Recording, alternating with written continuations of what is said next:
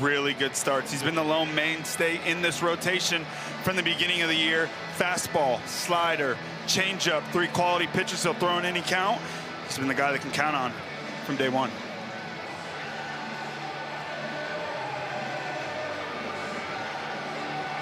Just about set, ready to go. You could not dial up better weather to start this Super Regional in Charlottesville. Slight breeze blowing out towards center field and perhaps towards right as Blanco settles in with the first pitch outside for ball 1. Brendan Jones digs in. Center fielder hitting over 300. Pops it up. Straightaway center. And Whalen lost it for a minute, and it's going to drop for a hit. Digging for third is Jones, and what a start for Kansas State. Well, the sun's splashing down. It's tough to see. The shadow covers the infield currently, Devin, and that could be an issue to start this one, and obviously it is. Wow, what a start for Kansas State. And it doesn't matter how you get on there. Your job as a leadoff man is to find a way on, but that ball shoots straight up in the air. You talked about it. It's a beautiful day. That sun is sitting right above this stadium. Looks up into behind home plate, gets lost in the sun, tries to tell his teammates. And Kansas State gets their leadoff man on. Leadoff triple, Sunball. Is that how it's officially scored in the old scorebook? That's right. Sunball. 90 feet away from taking an early lead. Hit sharply to second. It'll make it 1-0 Wildcats. Jaden Parsons, the RBI, and K-State on the board first. It's a great job right there by Jaden Parsons. Got the middle of the infield back, left on left matchup. Hunting something up in the zone. No, the middle's back. Anything in the middle's an RBI. He delivers. How unsettling is that for an outfielder when a game starts in that way and already a run on the board as a result? Yeah, it's so tough. And Bobby Whalen, a guy that's played lights out in center field all year long. Nothing you can do about that Sunball, though. Got to reset. First look at Kalen Culpepper. Should be a first-round draft pick in next month's MLB draft. A monster regional in Fayetteville. And currently in the midst of an 8-game hitting streak. Devin, we watched him during BP. And there were some extremely hard-hit baseballs that left the old ball yard here.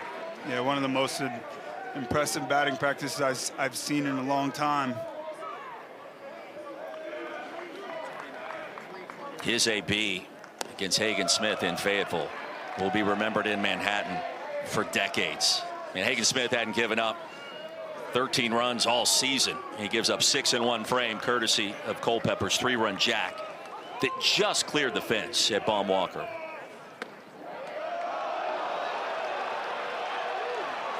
And Blanco will be careful here, and he's the one guy that you don't want in this Kansas State lineup to beat you. You got that right. 3-1 count here. Jalen Culpepper can leave the yard at any time. Got to make your best pitch here. Can't just serve up a free fastball. Down in the zone, according to Brian. What a jolt for the Cats.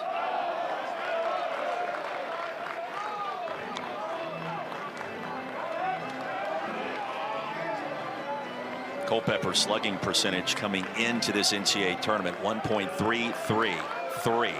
4th best in the country. He just gets after you. Payoff pitch hard to the plate and a called strike 3. First strikeout for Blanco. 2 away here in the first. That's a great response right there by Blanco. Comes back at him. That's what you expect. Early run. No problem. Got to get back in the strike zone. 3-1 count. Painted on the inner black of the plate. First one of the night for Blanco. Dev, you see those shadows there. That infield completely covered. Yeah, you know, with the shadow right now, though, it's so far back that Evan Blanco's pitching in the dark. So you see the ball the same the whole way. When that shadow split kind of through his body and it leaves the light where the sun is and gets dark, that's where it gets really tough. Into the crowd, and with some power behind it, everybody appears to be okay. Shift in play now with 2 strikes.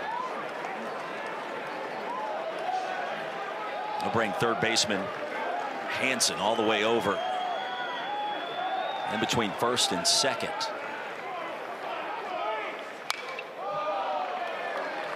What a start for K-State. We knew they would not back down in this environment. Got some help to get there, but they'll take it. Brady Day.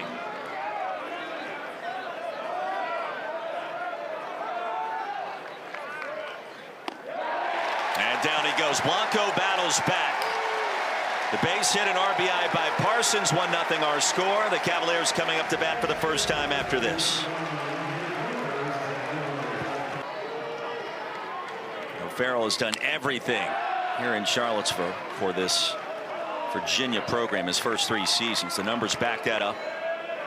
It's the most career hits of any 3-year player in Virginia baseball history. Preseason All-American, smacks that one into right center. And a good start for the Hoos. Leadoff man aboard. No, Farrell definitely a threat to steal. Yeah, that's the approach right there against Owen Boerema. He's really good when that fastball gets to the glove side. In on right-handed hitters. Tries to force quick decisions. This Virginia offense, they always have great game plans. They're looking for stuff out over the plate, and they're looking to shoot the ball the other way. Nice start here for Virginia.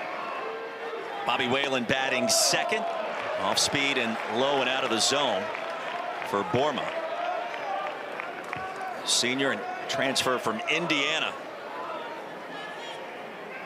Only been in Charlottesville for a short time, but a quality leader according to head coach Brian O'Connor. Originally committed to Louisville out of high school, then ended up at IU right around COVID. It's back in 2020. 1-2. That's a really good pitch right there by Boerema, and that's the importance of fastball command. You want to get these hitters in swing mode, then you can go to your breaking stuff. It's a nice response.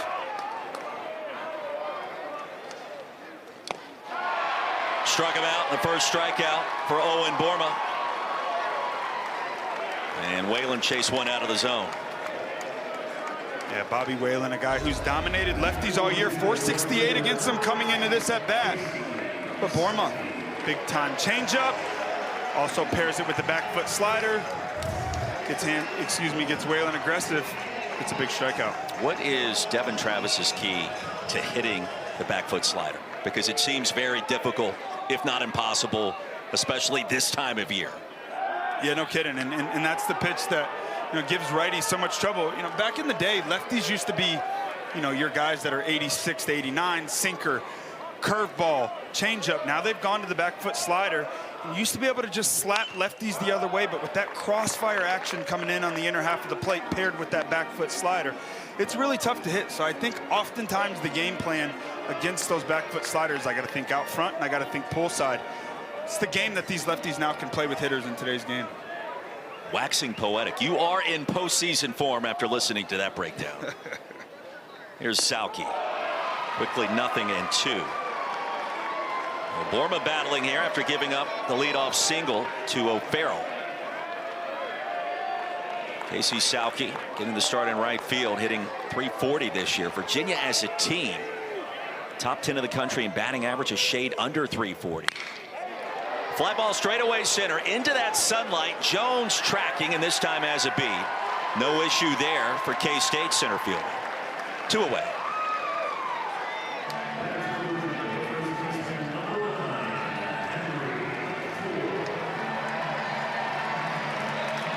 Farrell remains at first. 2 quick outs for the freshman Henry Ford, who has been one of the biggest difference makers, or first-year player, we should say, here at UVA. He's going to be a star.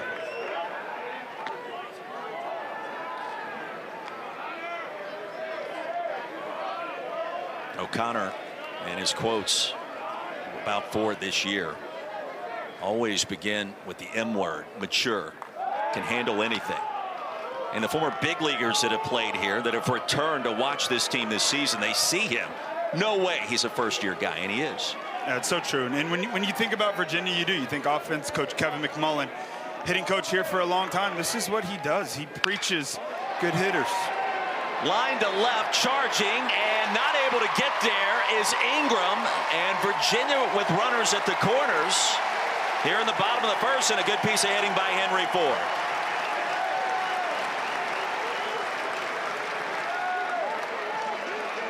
Yeah, just a beautiful piece of hitting right there. Coach Oak told us, he said, you know, he's from the area. I think he was pressing a bit last week in regionals, trying to do too much. It's a nice job right there, staying on a really good pitch. Owen Borma's a guy, 88 to 91, slider, changeup. He doesn't give off a ton of hard contact. You just got to put the ball in play, good things happen. A nice piece of hitting right there by Henry Ford. Man in the spotlight this weekend for a variety of reasons, Jacob Ferentz. Hard-hitting catcher, a big cut as the bottom fell out. 0-1. Ferentz, second team All-ACC. Top 6 in slugging percentage. A lot of numbers, but 373, 2 outs. Think about having to come in after Kyle Teal, the fan favorite here in Charlottesville, Virginia, D3 guy, and he steps up in this way. Huge reason Virginia's in this position right now. Good take inside, it's 2-1.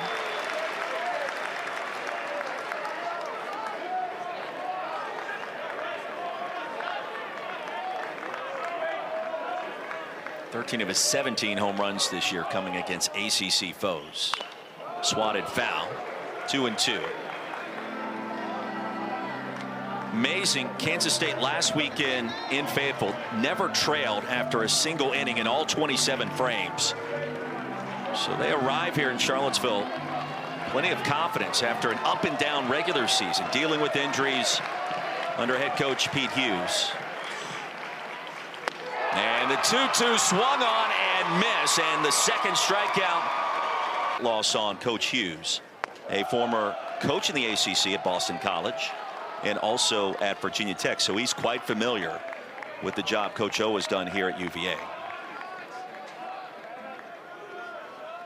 5, 6, and 7 will lead things off. Chuck Ingram chopped over to third, waiting on it is Hansen off the back foot and in time.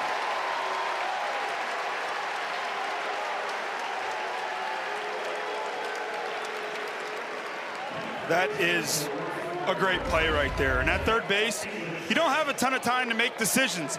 But when you make a decision, you got to commit to it. You see the big hop? Normally, you want to go and attack that ball. He decides, hey, I'm going to stay back. I'm going to catch this long hop. I'm going to get rid of it quick. Throws a dart over to first base just in time. Nick English batting 6th. Honorable mention All Big 12 performer in his first year in Manhattan.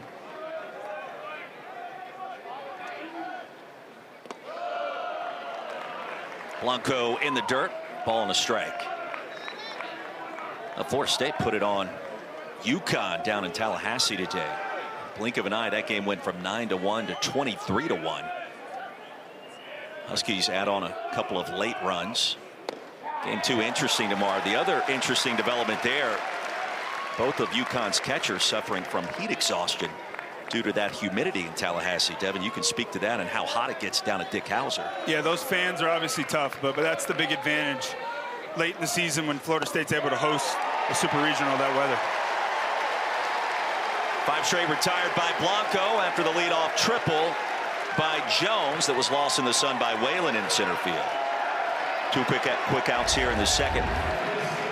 Yeah, after the sun ball. That's 6 set down in a row. Nice job behind home plate by Jacob Ferentz right there, but that's the pitch.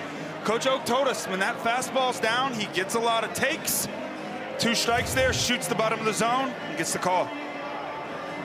David Bishop. He started first base, junior out of Marietta, Georgia, a big cut.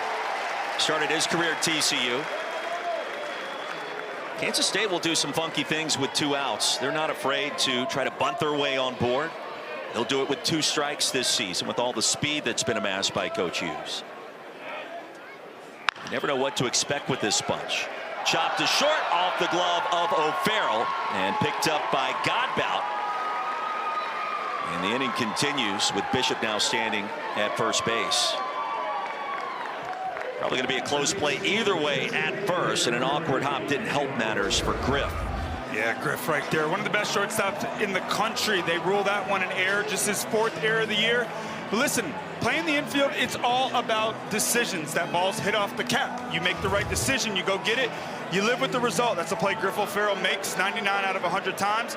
But that's what you look for in your players, and that's why these scouts are all over the stands. They love Griff O'Farrell. It's the decisions. It's not always the results in this game. Griff O'Farrell, one of the best shortstops in the entire country defensively. You got to shake that one off. Got two outstanding shortstops here in Charlottesville with Culpepper and O'Farrell. And here's Rivera, Daniel Rivera. I mentioned the speed for this K-State lineup. Bishop perfect in the stolen base department this year in 15 attempts. Yeah, this team can run, and that's their identity. They're an aggressive club. Coach Oak said, hey, we play a team that's very similar to this in Louisville. They keep the pressure on you nonstop.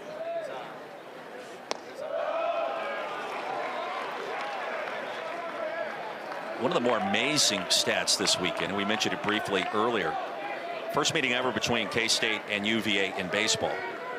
Never met in football or in men's basketball up to this point in time. That's crazy. I mean, two Power 4 conference teams, and we got to get used to calling the Power Leagues now the Power 4, no longer the Power 5 with the demise of the Pac-12. You would think somewhere in the last 100 years, one matchup would occur between these two. Right.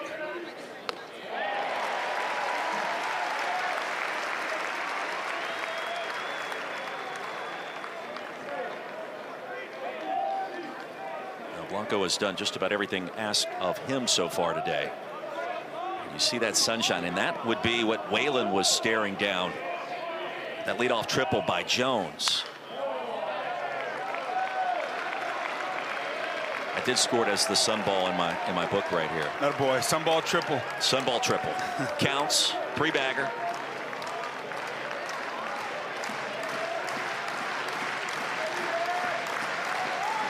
Great crowd, great energy here on the grounds at UVA.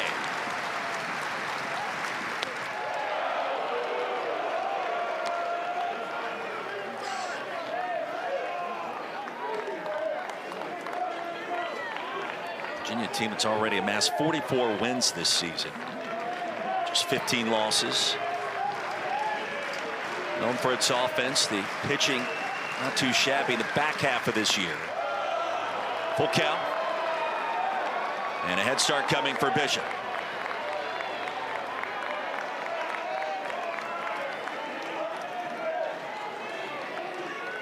Rivera started his career at Southern New Hampshire.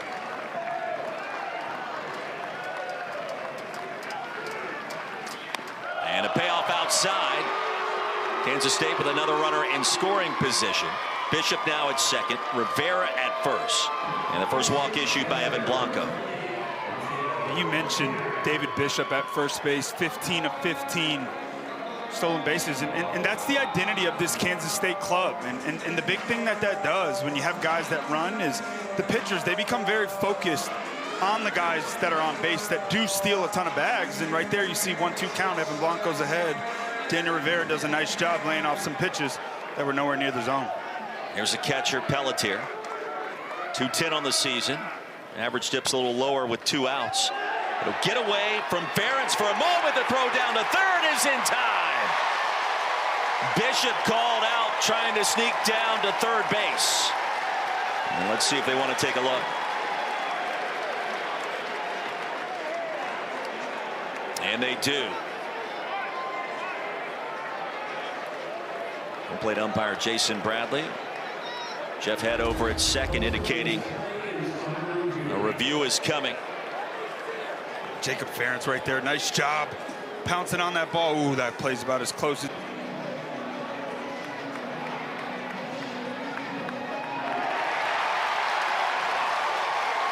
Call confirmed.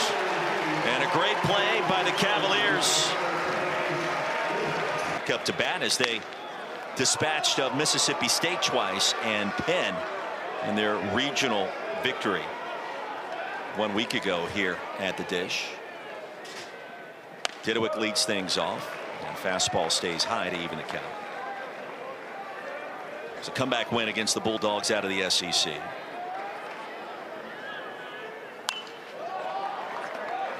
Hammered foul.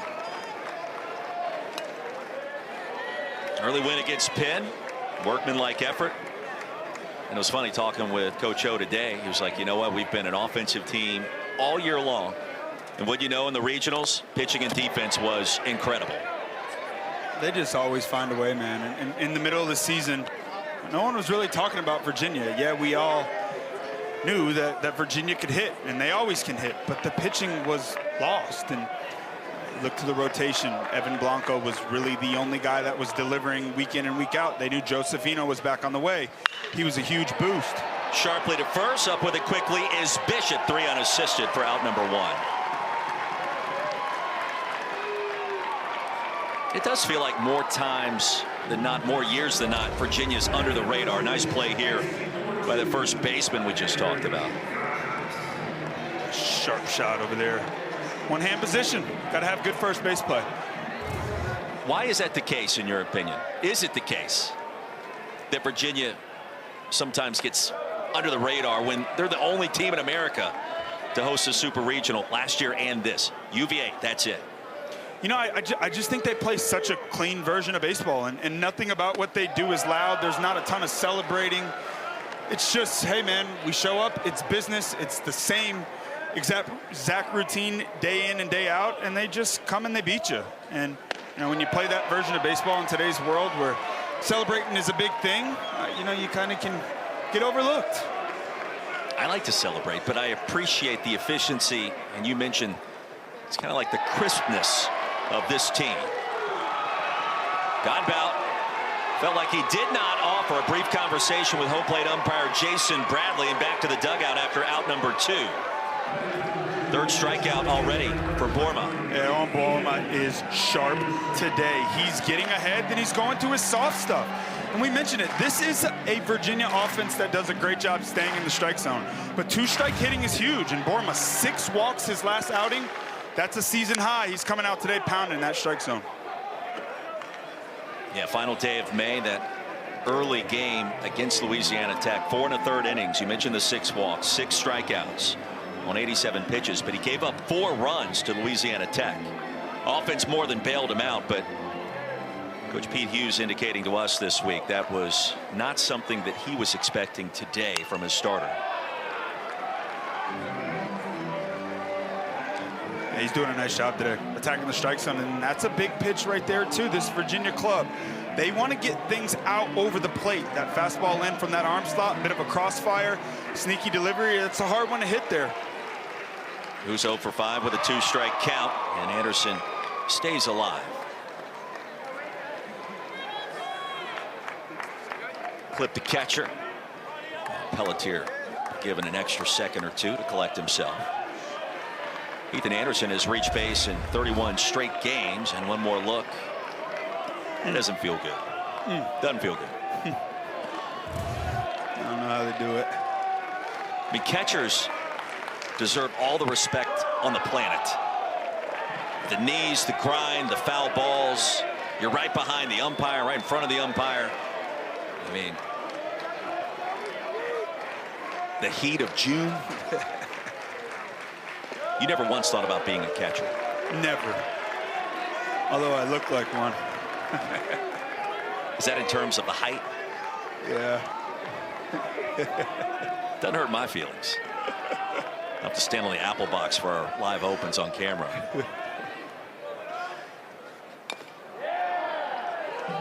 Good battle here between Boerema and Anderson.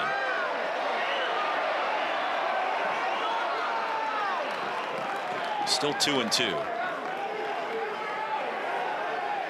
Brian O'Connor telling us as we look down at the K-State dugout, this Virginia crowd is so smart. They were so critical in what we did last week. Their energy, their enthusiasm, their baseball IQ. Certainly on display again to begin game 1 of these super regionals.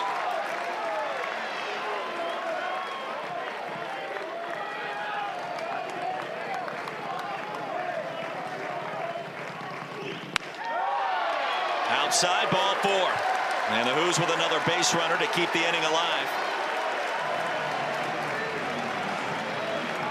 Don't forget the NCAA Super Regional coverage continues through Monday across ESPN networks, ESPN, ESPN2, ESPNU, and ESPN Plus. For more information, visit ncaa.com. Home for all 90 NCAA championships. First look at Luke Hansen. At the start at third base again today for the Cavaliers.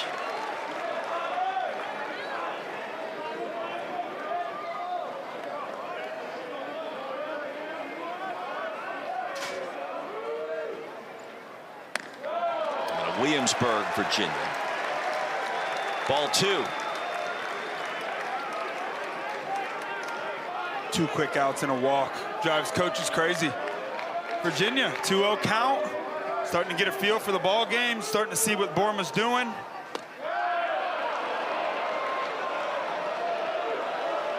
Well, the old adage of crafty left-hander, I feel like that applies to Owen Borma and what he brings to the mound. Yeah, they're frustrating at bats. Can flat out pitch. You mentioned the back foot slider. Out of the zone again, 3-1. So after his first walk of the game, Cavaliers thinking about wreaking havoc, and here comes the shift.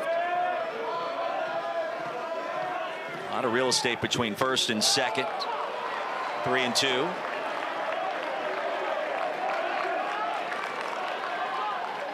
Now Anderson will get a head start.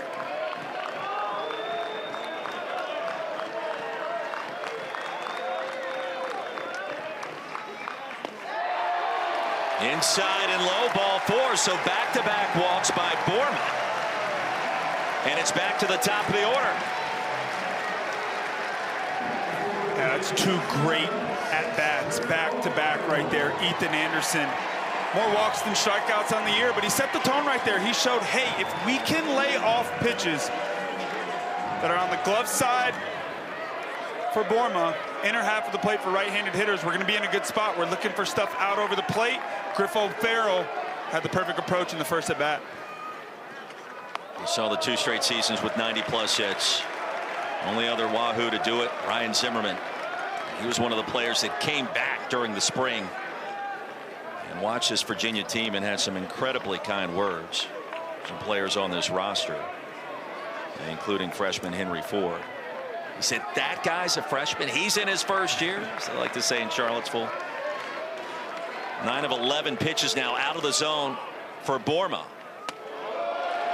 Make it 10 of 12.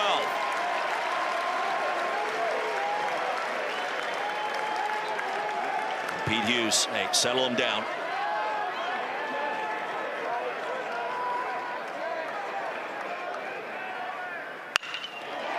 Hit sharply to short. Culpepper gets the force out at second. Had to navigate his way through the base runner. He did it. 2 innings in the books. Kansas State a 1-0 lead here in Charlotte. Yeah, 2-run lead in Chapel Hill. Everything in Chapel Hill last weekend was dramatic. I would expect nothing less for the Supers this weekend after they dispatched of defending national champion LSU. Yeah, without a doubt. That was a heck of a series. And another one on tap. Pelletier leads things off for Kansas State. Blanco dealing after that early run on the triple, the Sun Ball, to lead the game off. It's back to the top of the order, and Brendan Jones after this. 1-2. And Pelletier, second life, if you will, after Bishop tried to get over to third base. And Farron said, not tonight. Through the hole into right field for a base hit, and Pelletier's aboard. A good start for the Cats here in the top of the third.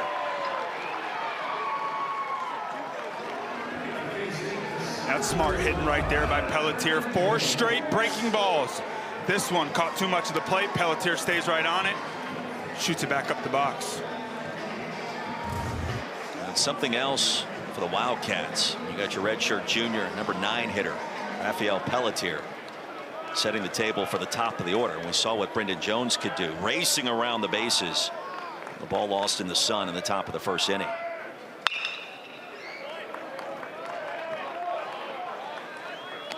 I mean, the Chapel Hill Regional last weekend, it felt like every pitch, the game was on the line against LSU. Went into extra innings. They're down. They come back, they tie it, and the Heels walk it off. There was so much drama. Just had a sense that would somehow seep over into the Supers. Yeah, playoff baseball, and a guy gets on via walk with 2 outs. It feels like he's in scoring position, and as much as you'd like to say that postseason baseball is just another game and we got to treat it the same, the truth of the matter, it doesn't. It's not the same, and every pitch, truly the game can tip at any point. So you said it. It's definitely pouring over into this weekend. Randy Mazey, head coach of the Mountaineers. You know, he would love to punch a ticket to Omaha. It's rare that they've made it to the Supers recently. He's done such a great job with that program in Morgantown. Sharply but foul down the first baseline. At what point does Pete Hughes start to get aggressive on the base pass? They've stolen over 100 bases this year. 2 straight campaigns where that's been the case. At some point today, that starts to show up, you have to think. Yeah, no doubt about it. But Pelletier's at first base, the only guy in this entire lineup without a stolen base. And you got your leadoff guy up at the plate. I think it's important here, too. Left-on-left matchup. First baseman's holding him on. You got that wide-open hole between first and second base. Off the helmet, and he was beamed by that pitch. Claps his hands, staring back towards the KSU dugout. And the first 2 are aboard as Blanco lost control of that one. Yeah, pitch right there. Just got away from Blanco, trying to elevate a fastball. Takes off on him to the arm side. First and second now, no outs. You got Jaden Parsons up at the plate. He's got 6 sack bunts on the year. Got to think that that's what this mound visit coming up right here is going to be, setting up a bunt play. Give Evan Blanco a break. And now a meeting on the mound. The Cavaliers will talk things over with their starter, and Drew Dickinson, pitching coach, with a word. What's the message at this point, given what we've seen? Because Blanco settled down, it felt like, in a very big way after that rocky first inning. Yeah, I mean, this is just a breather. And hey, man, you're throwing the ball great. Obviously, they scored the run in the first inning on a sun ball. In the regular season, there were injuries in the rotation and in the bullpen. Not necessarily a great showing in the Big 12 tournament. It's been an entirely different story so far in the NCAA tournament. That one bunted foul.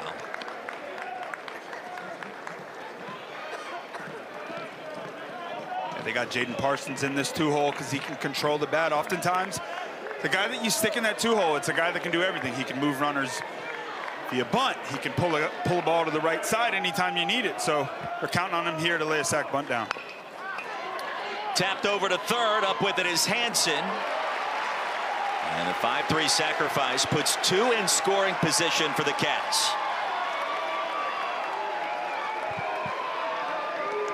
That's textbook right there.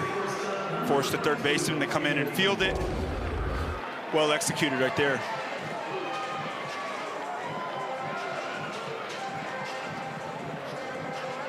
Here comes Kansas State.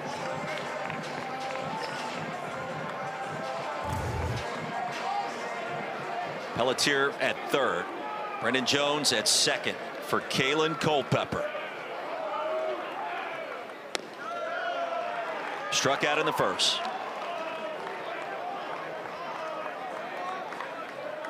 Got an open base here. Got to be smart. 3:29 coming into this game.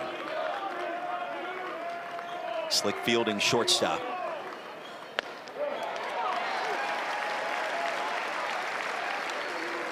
It's a nice pitch right there on the outer part of the plate.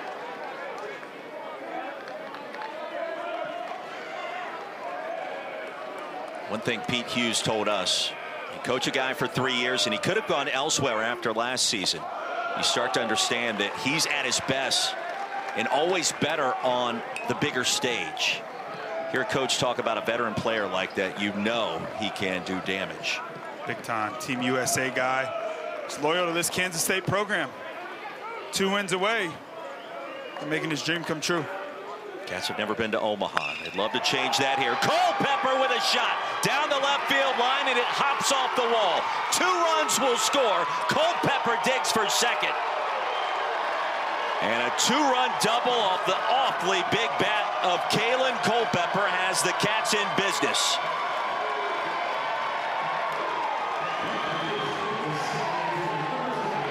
Boy, oh boy. Kalen Culpepper.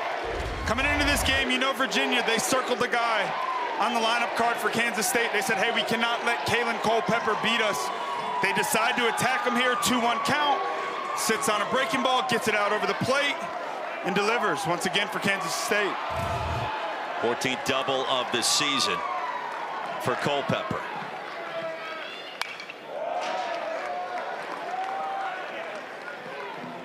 And here's Brady Day. First team all Big 12 at second base. Put together a season-long team-high 36-game on-base streak, going back to a season ago. Played some high school football and basketball. Sends this one to second off of 2 hops. Godbold has it. 2 away, and Culpepper now standing at third.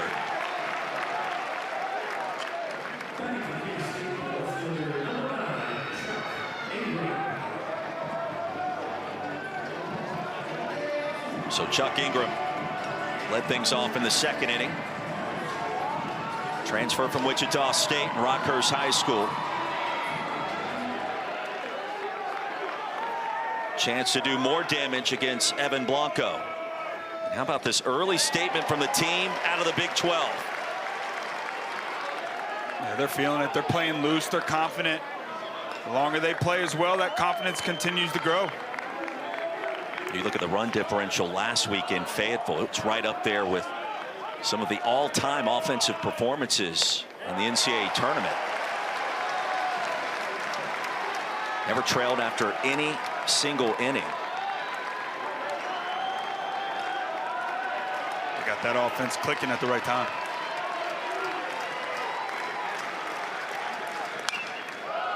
Ingram stays alive, protecting the outer half. Evan Blanco elevating fastballs. And that's the importance of getting that fastball down early in the count. You can continue to climb the ladder. That's where he gets the bulk of his swing and miss on fastballs. Crowd comes to life, and outside.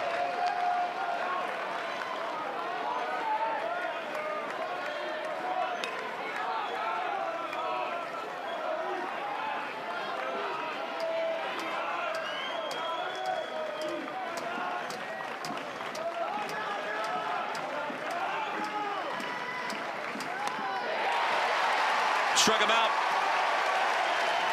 Blanco, nothing our score. Devin Travis, Roy Philpott. Bobby Whalen leads things off, 2, 3, and 4. Whalen, Sauke, and Ford. With an offense like UVA's, no reason to panic. A lot of baseball still ahead of you, but clearly K-State didn't come out here to look the part in a super regional. Yeah, no way. And this is a club. And the postseason, you look for the hot teams. You look for the teams to start clicking at the right time. Beginning of the year, Kansas State, they were swinging the bats well. Pitching, no good. As the season went on, the pitching picked up, the bat slowed down. You get to the postseason, regionals, bam, they click. These are the teams you got to watch for. You take a look at that run differential we were talking about in Fayetteville last week, and plus 21. Go back to 1999. NCAA tournament expanded. That's right up there with what any team has done, including Florida State in 2019, and that powerful offense. Wow. Yeah, they were swinging it. It's a beautiful thing about the postseason, too. The regular season, nothing matters. Everybody starts over fresh. No one cares about your rankings, what you did. It's what can you do for me lately? Whalen to right center. And English puts on the squeeze. Don't forget, ESPN is the home for the NCAA College Baseball Super Regionals. For round-the-clock multi-game coverage, just scan that QR code, bottom left-hand corner of your screen. Speaking of squeeze, yeah, it's squeeze play. That is your expanded coverage. Chris Budden, Professor Mike Rooney, breaking it all down with what's happening in Chapel Hill as we speak. Got Florida State and Tennessee early victories in the Super Regional round already today. Casey Sauke, 0-1. Squeeze play, the hardest working bunch in show business, for my money. Without a question. And they know everything about everybody. Yeah, man. Full of baseball knowledge.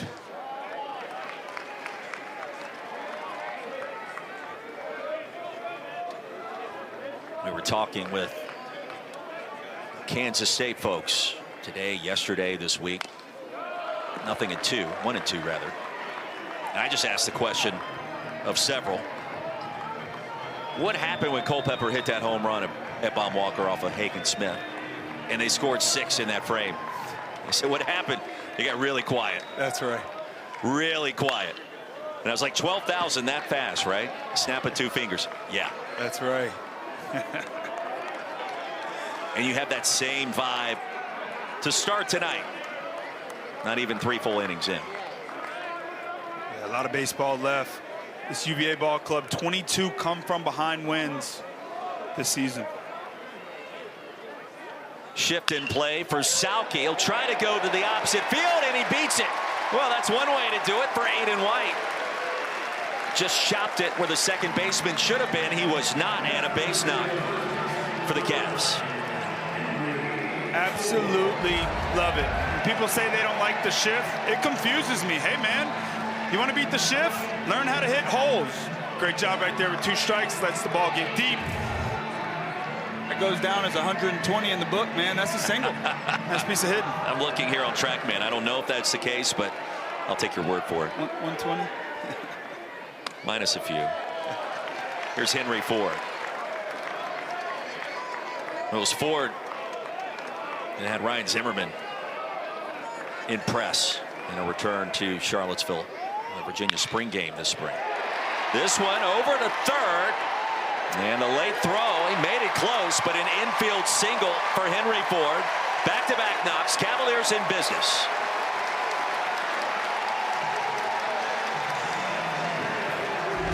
Yeah, good things happen when you put the ball in play. That is a great play over at third base by Jaden Parsons. Saw him trip a little bit, fires it over. Henry Ford getting down the line, infield single, first and second. 1 out for Jacob Ferentz.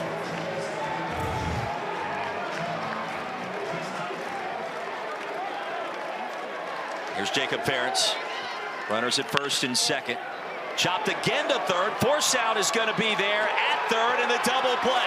5-3 Parsons at the best in the senior circuit and the American League.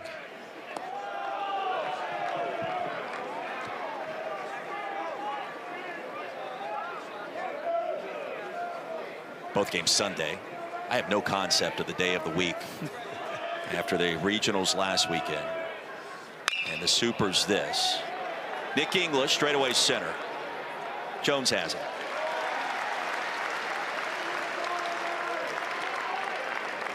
And there's one away. Good start there for Evan Blanco. 52 pitches now through 3 1/3. Something to keep an eye on. But Evan Blanco, a guy that's given them length all throughout the season. Never want to dig into that bullpen on a Friday night of a 3-game series. Evan Blanco, a guy that attacks the strike zone. That's what he's looking for. Quick outs. Get in that strike zone. Trust your fastball. Spot it up.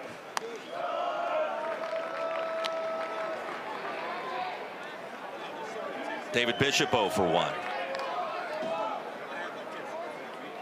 Reached on the E6 his first time up. Now, Blanco has had his moments. I think he clearly would love to have that pitch to Culpepper back with first base open and 2 in scoring position. Yeah, without a question. Lefty on deck. Surprised that they went after him there, especially in a 2-1 count.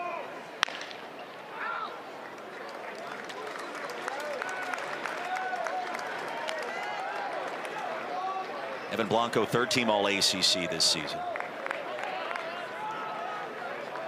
88 strikeouts, just 24 walks coming in. Really the only Cavalier that's been a member of that weekend rotation all year long. We've talked about injuries for both sides when it comes to their respective pitching staffs. Yeah, he's been the lone guy. And he's been great. 5 quality starts this year, 8 total for Virginia. Without a question, he's been the best guy from start till now. 2-2 to Bishop out in front. Down he goes. And Blanco settles back in and records his 5th strikeout. Yeah, that changeup. It's a pitch that he seems to be going to a ton. This is something to watch in a baseball game. You know, Kansas State, they do their homework. The slider, back foot to righties. It's been the pitch for him this entire year, but hasn't had the greatest command of that pitch so far to this game. But he's got good feel for that changeup. Nice strikeout right there. Daniel Rivera. Well, the one thing Brian O'Connor told us too, shortly before first pitch today, Blanco does a great job adjusting in games, and he did that at a higher level later in the season this year. So he said it's important for him to stay down in the zone, especially against Culpepper. But when he hasn't early, he's settled in later. And we'll see if that's the case tonight. Without a doubt. The good ones, they do it. Blanco, he's done it all year. Top of the 4th, 3-0 Kansas State. Never been to Omaha before. 2-1. Beautiful crowd, outstanding weather, packed house. And this is why a stadium like this was constructed and expanded multiple times over. It's a great environment here. Popped up right side of the infield. Who wants it? Into the outfield grass. Godbout gives way to his right fielder, Sauke. Kansas State over Virginia. Pete Hughes, head coach of the Cats, joins us now. Year number 6. Pretty much a picture-perfect start. What are you seeing from your perspective in the dugout, Coach? You know, we caught a break with the leadoff hitter with that sun ball. But we also played fundamental baseball by getting a bunt down and getting a hit from your guy. So, you know, we built the lead. We got to keep building. Owen's got to get settled in. He can't go into those ruts like he did 2 innings ago. And you just can't give these guys free passes. You know, they got 3-run jacks all over their lineup, and they're scary. So they have to earn getting on base. I'd like to see Owen get settled in here for a couple more innings. Coach of coach, seen a lot of really good shortstops. Where's Kalen Culpepper rank for you? I'm not going to upset anybody that I've ever coached, but I really love writing his name on my lineup these last 3 years. I'm going to miss doing it next year. He's as good a player as he is. He's as good a person, too, and teammate. Pete, appreciate your time today and this week. Thank you. Okay, yeah, Thank you, Coach. Very familiar with this UVA program from his time in the ACC previously. Didewick leads things off, and it's 2-1. All kinds of interesting quotes coming out of Manhattan this week from Pete Hughes.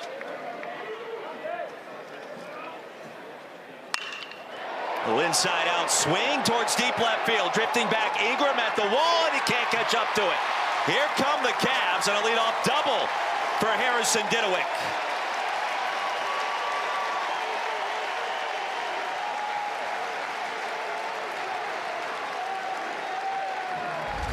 Harrison Didewick, left on left matchup. Hits lefties very good all year long. Drives it to the left center field wall. And that's the approach for this Virginia club. We've seen today the hit off Borma. They've been shot the other way. This Virginia club, they always find a way to get things going. Off to a good start this inning. And you mentioned the comeback wins this year. For a team known for its hitting and for its power. Off speed, 0-1 to Henry Godbout.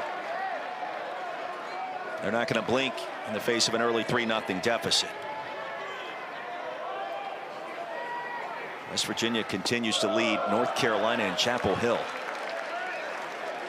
It's funny, it was total chaos last weekend in the Tucson Regional. Grand Canyon upsets Arizona. West Virginia just comes out swinging. And the Mountaineers thinking about Omaha. 1-2. Godbout getting the start at second base. Hitting a shade under 370 coming in. And down quickly on strikes. 4th strikeout for Owen Borma. It's a great job right there by Borma. Slider on the inner half of the plate. You know, Henry Godbout's up at the plate, man on second, no outs. No, he's trying to shoot a ball the other way, but on that pitch, you just can't do it. It's perfectly located. Nice strikeout. Devin, you've talked a lot about the arm slot for Borma. It is different, and especially as a left-hander, And for a left-handed batter, that can be an issue. Lined out to right, and English had it played perfectly. Quickly 2 away after the leadoff double by Didowick.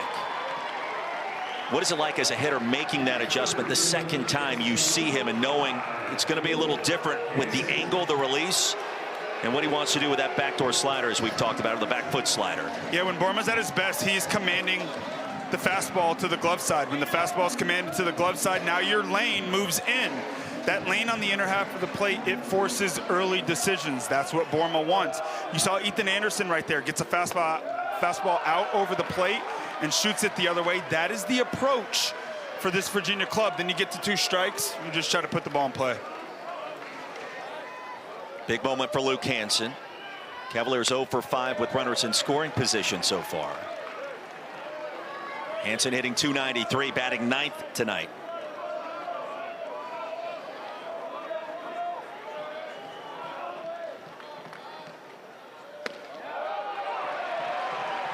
Breaking ball in the outer half, 1-2. Bourma's danced around some trouble already. Can that continue here? And now Hansen steps out. Bourma will take a walk. And Virginia today has already left 5 men on base. And you got to credit Bourma. He has been fantastic. He's made big pitches when it matters most. But Coach Oak, he talks about it. Pitching, defense, and opportunistic hitting. When you get opportunities in the postseason, you don't get a ton. You got to find a way to cash in. Great conversation. Third base coach Kevin McMillan. Hansen climbs back in.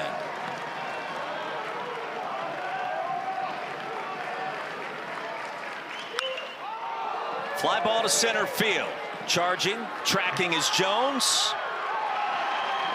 And the leadoff double stranded at second base. National championship team, and how Brian O'Connor handled his pitching staff under similar circumstances. It's about a month and a half ago. And he said it was so strange because they had similar injuries. We both finished with identical 15-15 records in our respective conferences. Our batting averages were basically the same going into the NCAA tournament. And he goes, I use an actual map out procedure. Our pitcher this year, Virginia's pitcher in 2015, and said, okay, this is how we're going to run things down the stretch. And it worked out fairly well until one night he woke up at 3 in the morning. He turned on the television, and there it was, a documentary on Virginia's 2015 national championship run. And he said, this is getting really, really weird. And we said, Coach, welcome to the postseason. It was a great interview. You can find it on social media. But the comparison between the 2 programs, Kansas State this year and Virginia in 2015, is uncanny and eerily similar. You take a look at some of the numbers, the 15-15 conference marks, the batting averages within a point of each other, both 3 seeds in their respective regionals in the NCAA tournament. And then both ran the table for the Cavs in 2015, and K-State just 1 week ago. There was a lot of respect shown to Brian O'Connor in his commentary. And again, it goes back to his time in the ACC. 2 stops, one at BC, the other at Virginia Tech. Yeah, that's crazy, scary stuff. And I tell you, if there's going to be a team that you want to point to, you look at all those similarities. But most importantly, down at the bottom of that graphic, 2015 College World Series champs, Kansas State, off to a pretty hot start tonight as well.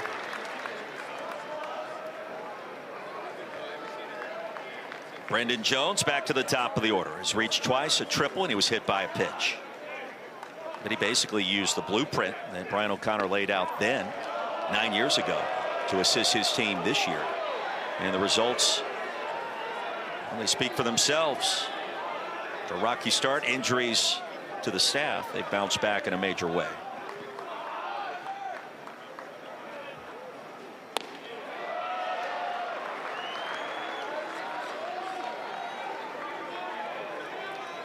Does smell like hot dogs, nachos, or cinnamon rolls here in the booth.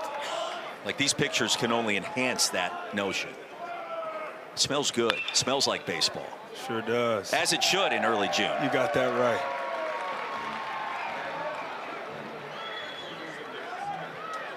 Now, the winner of this first game in the Super Regional round, critical. You win this first game, Almost 80% of the time you're punching your ticket to the College World Series in Omaha. It's right at 78%. Full count. Good take by Jones. Well, he's been a tough out so far tonight.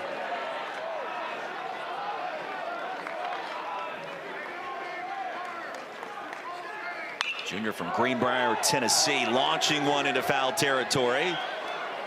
Ford gives chase and makes the grab.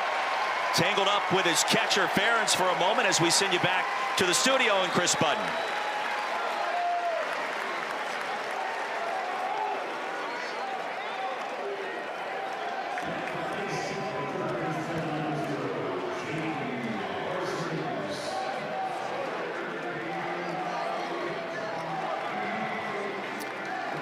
I would tell you guys to buckle up because they're just getting cranked up again at the Bosch. And the ending there, who knows? Your guess is as good as mine. Without question. Swinging it. One-run affair. Kansas State a 3-0 lead. When all the early games went as expected, Tennessee handles its business against Evansville. The upstarts, the Purple Aces, was tied at 5 about halfway home in Knoxville. And then Florida State did what it did to UConn, a very good UConn team. You knew that tonight probably was going to be a little different. Yeah, it kind of feels that way.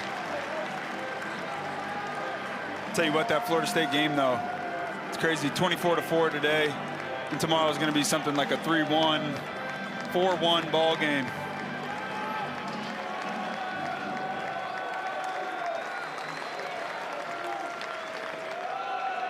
Ball and 2 strikes, Jaden Parsons. And a beautiful walk down the concourse.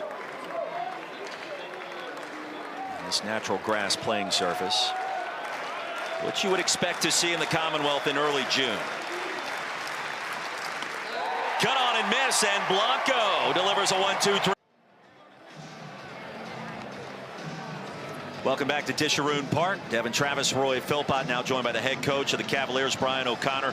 Third time through the order coming up against Borma. What's the approach and what are you telling your guys right now? Well, we need to make an adjustment. Obviously, that change-up and slider, he's throwing it a lot, and you know, we're just around the ball too much, so our approach needs to change. On the right-handed hitters, need to work right center and let the ball get to you a little bit. Coach, Evan Blanco's now retired 7 straight. What adjustment do you see him making that you like?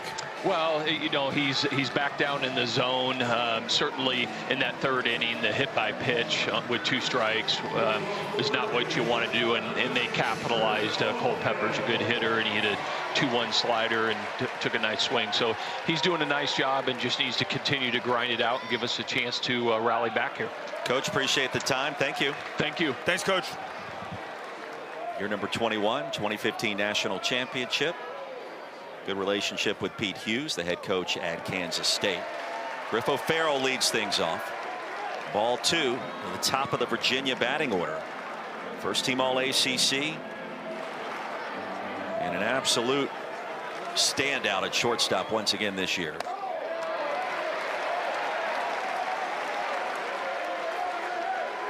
Borma has been unfazed so far.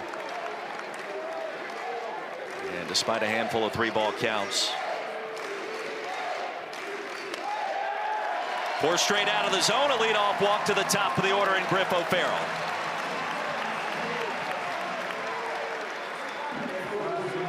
Devin, you can feel this crowd getting anxious and trying to will this team to manufacture a run or 2 and start to make this thing a bit more interesting. Yeah, and that's a great start right there for Virginia, getting their leadoff man on. Griff O'Farrell, 4 straight balls. On Borma needs to reset. And you mentioned it, 3rd time through the order. That's when things always seem to get dicey. That's also when Virginia makes their biggest adjustments. Bobby Whalen through the wickets into left field. Cavaliers on the move. Digging for 3rd is O'Farrell. The throw to 3rd allows Whalen to advance to 2nd. 2 in scoring position, nobody out.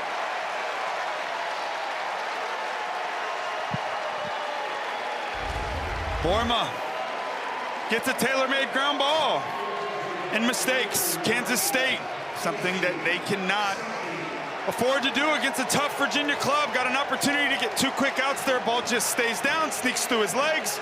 And you think about it, Kansas State, their home surface, it's an all-turf surface. They moved to this field. It's grass, the dirt, hops are a little bit different. Something also to keep an eye on, but once again, Virginia finding a way to string things together. Whalen aboard on the E5. Another hot shot, but foul for Casey Sauke.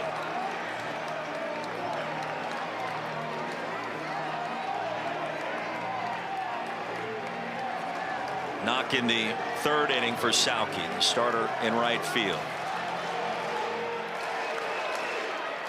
Cavs without a knock. Runners in scoring position so far. Bourma's been at his best with runners aboard.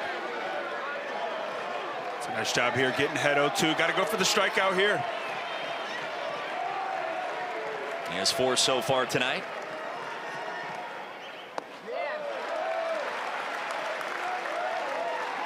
And the sun beginning to set across the horizon as daytime turns into night. 75 pitches for Bourma, make it 76, and a fly ball to deep right field. English retreats, and that will be deep enough for the runner from 3rd to come home and tag. O'Farrell makes it 3-1, and a good piece of hitting, a quality out for Casey Sauke. Well, a sac fly, 63rd RBI of the season. All got started with O'Farrell on the 4-pitch walk. Yeah, you said it. That's textbook right there. Changeup out over the plate. Sac fly to deep right field. Also, the guy from second base is able to advance to 3rd. Just 1 out.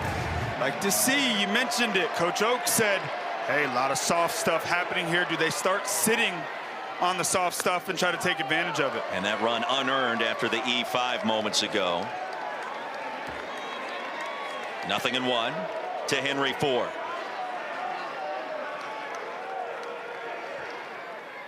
Couple of hits already for the first-year player.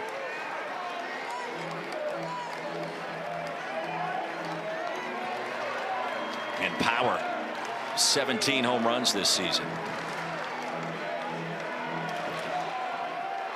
Infield will take a step or 2 in between 1st and 2nd. Off speed just missed. Tried to sneak it in on the outside corner.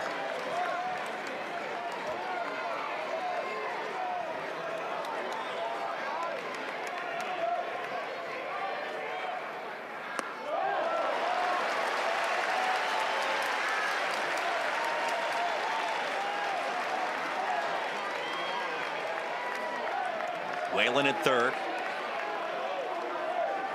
Fly ball or a knock can make it a 1-run affair. Grounded to 3rd. That'll do the trick as well. Make it 3-2. Out number 2 recorded, but a productive one at that. 5-3 on the putout. The RBI number 69 on the season for the first-year first baseman Henry Ford. Yeah, great job by the young freshman right there. 2-strike hitting. Left side of the infield back. Runner on 3rd base, going on contact. Henry Ford. Nice job driving in that run right there.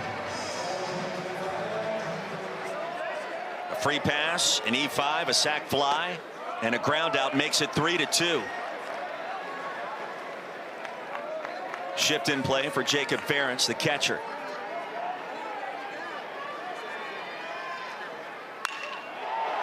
Fly ball to deep right field. It had some carry, but the ballpark will hold it as English retreats to make the grab. Cavs on the board. 3-2 our score. 5 innings. 4 runs in his last 29 frames coming into this game tonight, and has settled in nicely after giving up 3 early runs. Back at Disharoon Park, top of the 6th inning. Culpepper will lead it off. The biggest hit of the night, his 2-run double in the 3rd.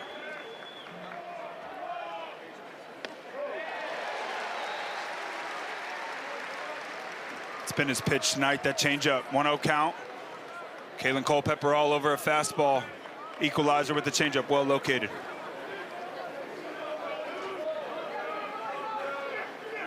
MLB draft analyst Kylie McDaniel thinking very highly of Culpepper. considered to be a first-round draft pick. The latest mock draft I saw had him 29th overall to Arizona. Thought to be a top 25 prospect in the grand scheme. Strikes out here, and a good effort by Blanco on the bump. NCAA Super Regional coverage will continue through Monday across ESPN, ESPN2, ESPNU, and ESPN Plus. For more information, visit NCAA.com, the home for all 90 NCAA championships.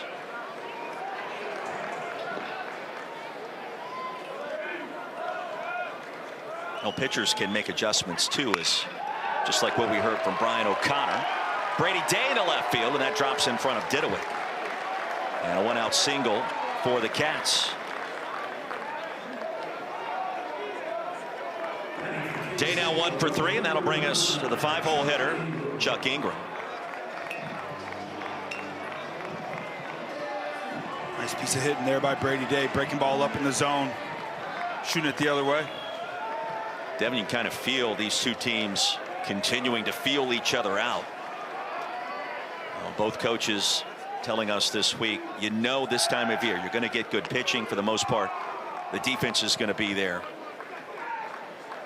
And the question is, what happens on that one play that could decide it? Yeah, it's crazy. The game of baseball, one play can flip the game. Cats really haven't had a chance to run tonight. You saw Day's numbers on the base paths. Ingram did offer 0-1.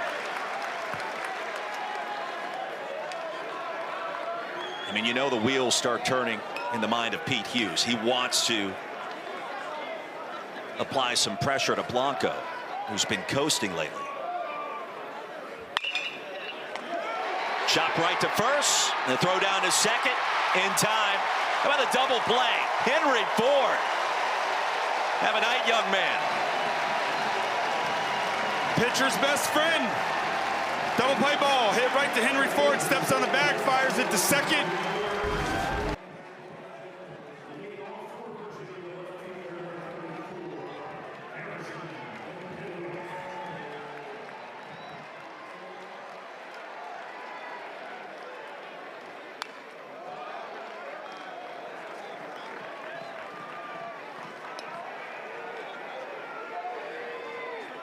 Thank you. 133 pitches, a one-run contest in Chapel Hill already in the 9th inning.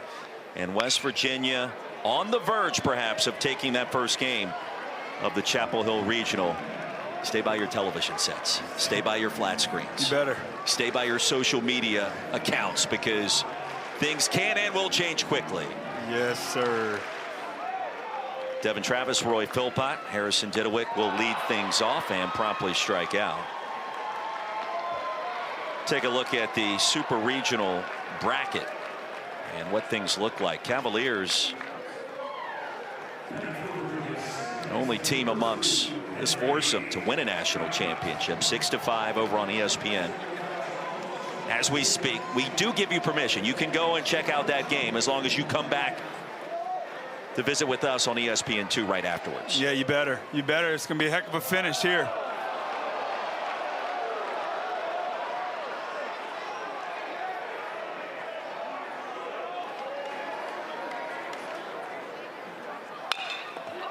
Chopped way in the air, right behind the bag at second. Day had the weight on it, and the slide into first by Godbounty is safe.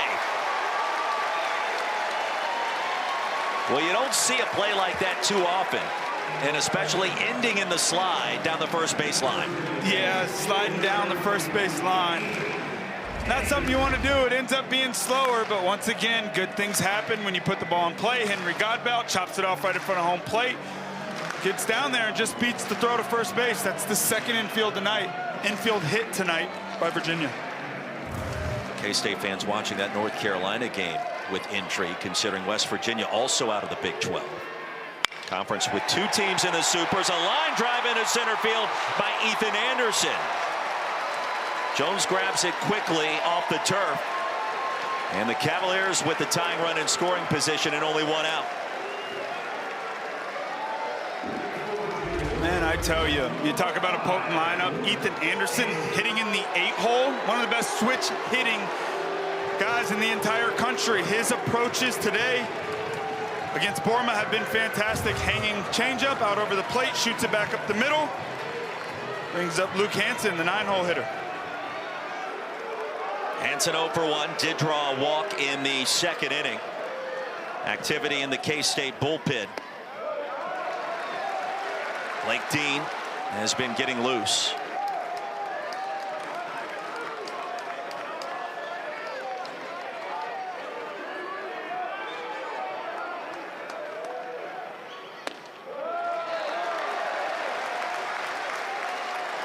Borma approaching 100 pitches in this inning. Godbout the runner at second, Anderson at first base. On the inner half.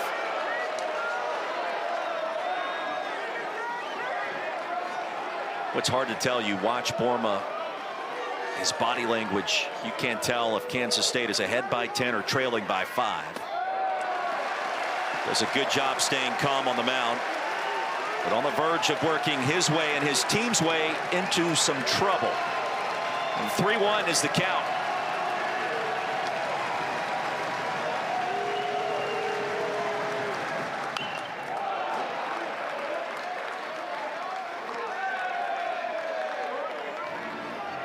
Borma challenging, 3-1 count. Fastball right at him, looking for a ground ball here. Once again, 3-2 count. You got Griffo Farrell on deck, the leadoff hitter. Don't want to walk this guy. Got to attack here. Big moment with a shift in play.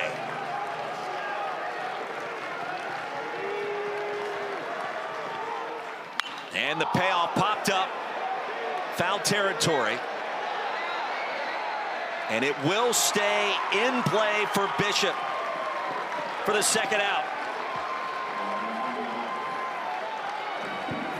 Big out right there. Great job by Borma. Got to attack. Griffo Farrell's on deck. 9-hole hitter. Got to trust your stuff. But a big moment right here. Borma at 95 pitches.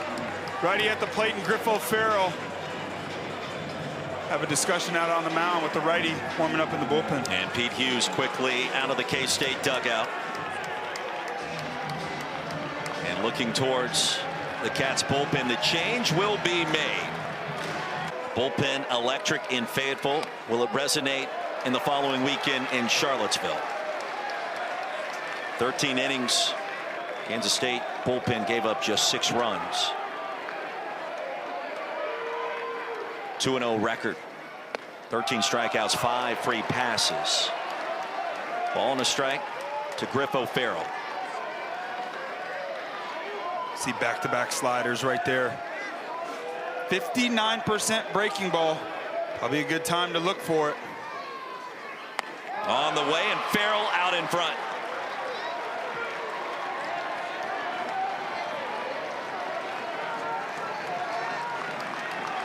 Godbout remains at second. Ethan Anderson at first for the Hoos. And O'Farrell trying to send it the opposite way. Fouls it away. That's 4 breaking balls in a row by Blake Dean. Devin, he lines up on the right side of the rubber, facing home plate. Bounces in the dirt, corralled quickly by Pelletier. Both runners advance, however.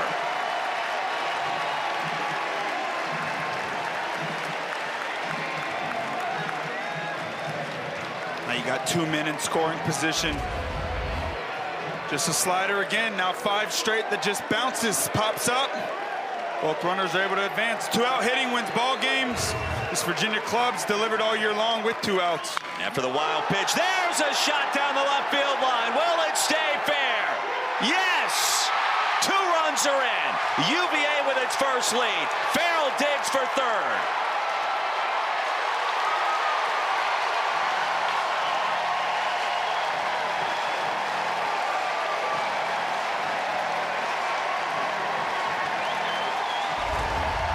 You said it. This crowd was waiting to get fired up, and who other than their guy, Griffo Farrell. Top of the lineup now for 3 years. Hanging breaking ball, 6 in a row. Cannot do that to good hitters. He looks for it, gets a mistake, and bangs it for a ground rule double. Third base umpire Mike Lusky informing O'Farrell go back to second after the hop. It went right over the wall and off the foul pole. Boy, how big was those runners advancing right there on that wild pitch? Otherwise, it's 3-3. You got it, yeah, that's crazy. Little things. A double by O'Farrell. He's in scoring position, 2 away for Bobby Whalen.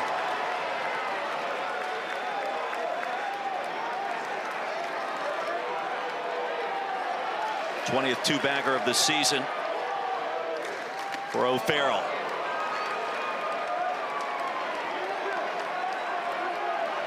And Borma in the dugout, responsible for those last 2 runs. Bit unlucky when you consider what happened at third base earlier in this game. And Whalen strikes out. The first lead of the night back in Charlottesville. Top of the 7th inning, Devin Travis, Roy Philpott, Evan Blanco. He has persevered this evening as Nick English leads things off for K-State. Virginia this season, Devin 35-2 and leading after 6. Man, that bullpen, it stepped up, and over the last month, it continued to step up. Matt Augustine, fantastic during the regionals. Just a young freshman picking up big-time innings, but Evan Blanco still out there. We talked about it, mid-game adjustments. He seems to make them. I think the biggest thing is those first pitch strikes with the fastball, the changeup. It's been the difference in his outing today. Kind of left the back foot slider to righties and is stuck with that changeup that's been working so good for him.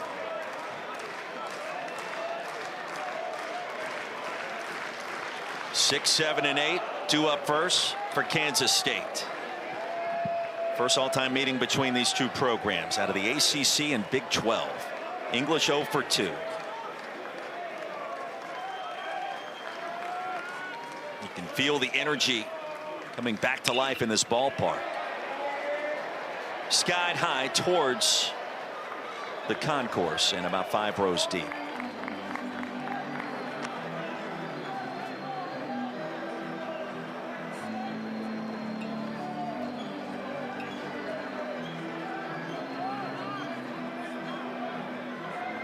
What do we tell you about drama in Chapel Hill? It's on the way. Full count, an incredible take by English.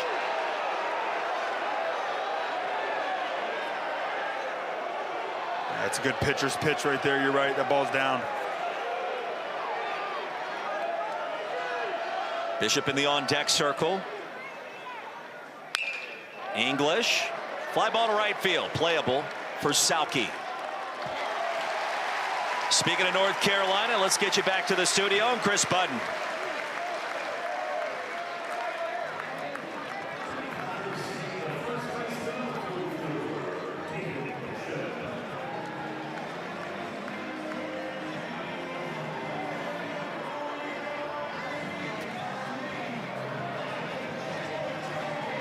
Stevenson 1 for 4. It just happens to be that one hit coming in the bottom of the 9th in a 1-run game, and it happens to leave the Bosch. Boy, tied you at put 6. that in existence. Well, I mean, it's baseball, not rocket science. That's right. North Carolina's on this weird heater. It just doesn't matter what's happening. And they may not win the game. They're probably not going out like how many thought that they were. Yeah. English flies out to right field. 0-2 to David Bishop. And how about Evan Blanco? 8 strikeouts, 3 walks. Check it, just 1 walk with the 3 earned runs.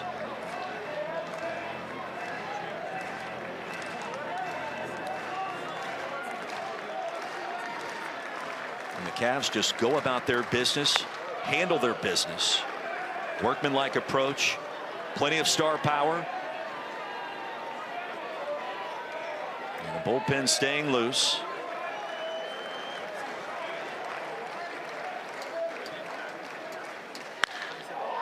Fly ball, center field. Racing back is Whalen at the track, and it's gone off the scoreboard for Bishop, and we're tied at 4.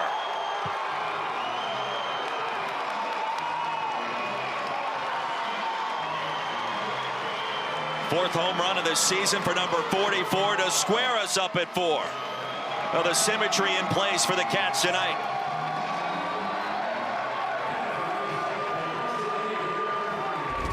How about it, David Bishop? Two-strike hitting. We talked about it, the slider. Has not been going to it a ton tonight against these right-handed hitters. He's stuck with the changeup because it's been better. That one right there goes to the slider, catches the heart of the plate. How about a backside home run for David Bishop to tie this game up at 4? 11th home run of the season. Blanco has given up. Daniel Rivera.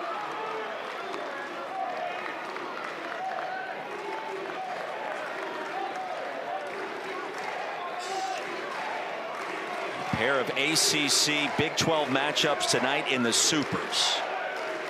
And back and forth we go. Two programs not separated by just a couple of hours between Chapel Hill and Charlottesville. Great rivalry across multiple sports in the ACC, but tonight united against their opponents from the Big 12, and it is nip and tuck in both affairs.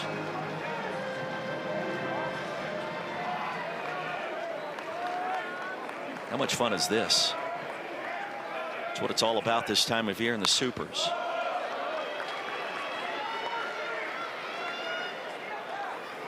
Kansas State, just 66 homers coming into this game. How about a backside bomb, number 4 for David Bishop? Started his career at TCU, another Big 12 program.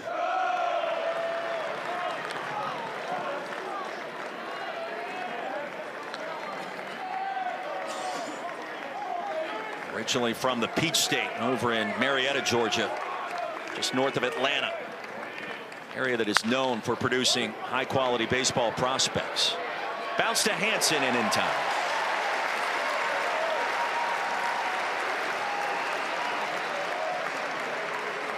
I mean, that's the shot right there, right? It's one you'll remember regardless of outcome. In a moment where you're trailing by a run, you come back to tie it up. Good play at the hot corner. A patient finish by Hansen at third. Yeah, he's smooth over there.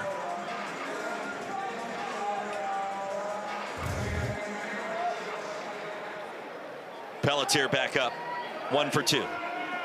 Pitch number 100 in the books for Blanco.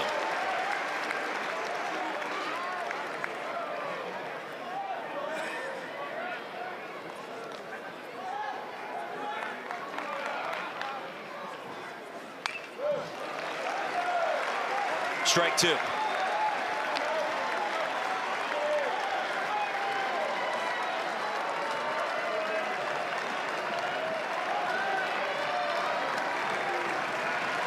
The wind has died down totally. Flagpole completely still out in center field. And Pelletier strikes out. Stretch time in Charlottesville. David Bishop. Inning. Kansas State and Virginia tied at 4. Devin Travis, Roy Philpott, a packed house at Disharoon Park, Davenport Field. Great environment, and what a showcase for college baseball. Winner of game 1, that's where you want to be. 78% of the time, that means you're going to punch your ticket to Omaha. Sauke leads things off, and he was hit on the arm by that pitch.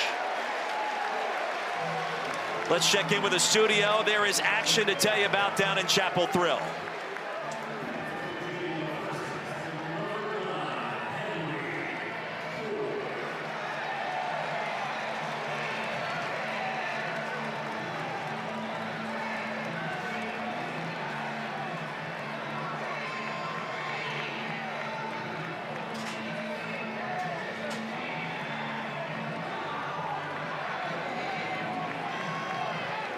Chris, Bruns, yeah, a large one would be an understatement. Vance Honeycutt, you know, last year he was the defensive player of the year in the ACC. This year he's Mr. Everything in the ACC, especially in the postseason. Call him Mr. June. That's right. That's right. Yeah, he's a great player. A guy that just continues to get better and better as his career goes on. Coach Forbes said he's the best center fielder he's ever seen. How about that? I mean, that's something. Never been a back-to-back ACC Defensive Player in the Year. Vance Honeycutt, the first one to ever do it. Thank you. Leadoff man aboard for the Cavaliers here in the home half of the 7th. You've got Sauke at first after being hit by that pitch. And here's Henry Ford. A couple of hits and an RBI. Every plate appearance has been productive tonight for the first-year first baseman.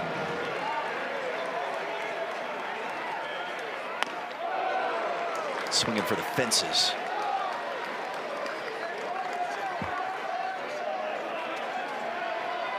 And what an opportunity for both sides. For Kansas State on the road in game 1, an underdog with a chance. Opposite field. Tracking is English. One away. ESPN, the home for the NCAA College Baseball Super Regionals, for around-the-clock multi-game coverage. Well, you've seen it at its very best. Scan that QR code below in the bottom left-hand corner of your screen. ESPN Plus subscribers can access that expanded coverage this postseason. Squeeze play. It's where you need to be. It's where we want you to be. And the guys and gals always having a great time keeping you up to date. Now, the ACC already took one game against its Big 12 postseason rival tonight. Carolina over West Virginia. Now it's Virginia against Kansas State in a tie ball game. Jacob Ferentz 0 for 3.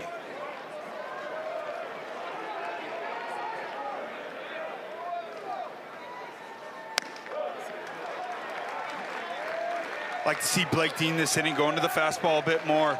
Little slider happy last inning. Good adjustment here. Gotta command that fastball. When you command the fastball, it allows you to go to that dominating slider that he's had all year. Fastball at 91 just missed.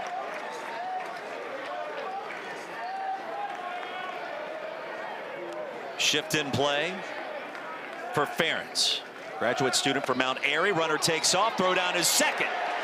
Not in time, and it gets away from Day.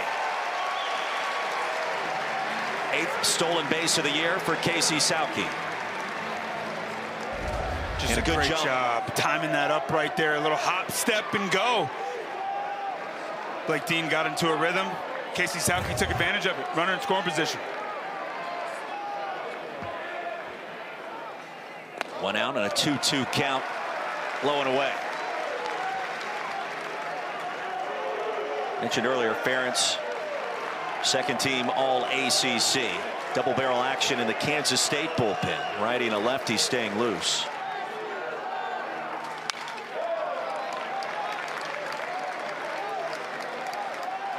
And you wonder how much longer Pete Hughes will keep Dean in the game. Virginia seems to be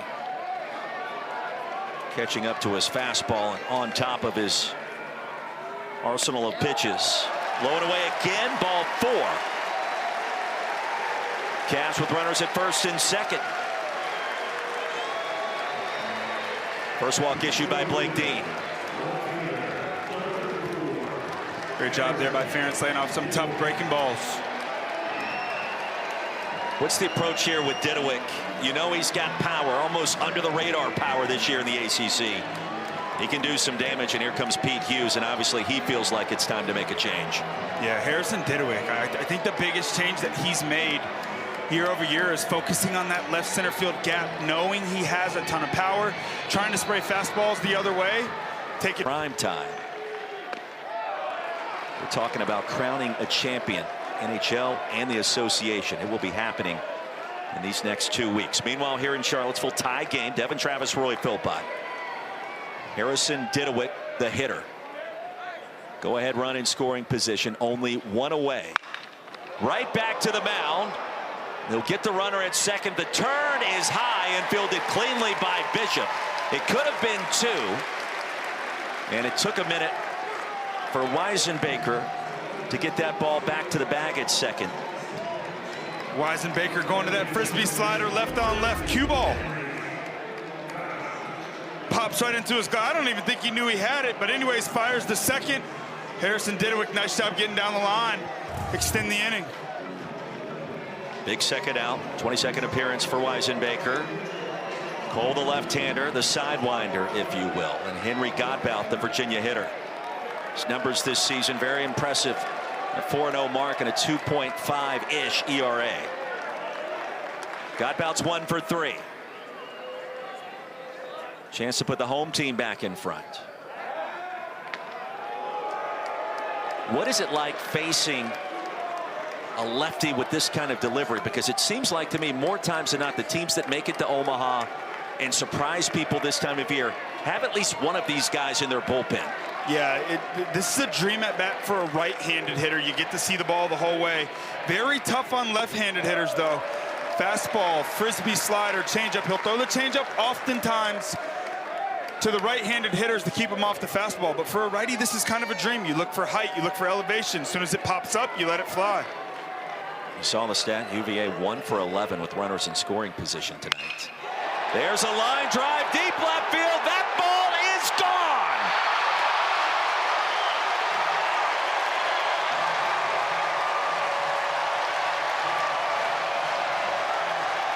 Godbout, his 9th home run of the season, none bigger than that one. A 3-run jack, and it's 7-4.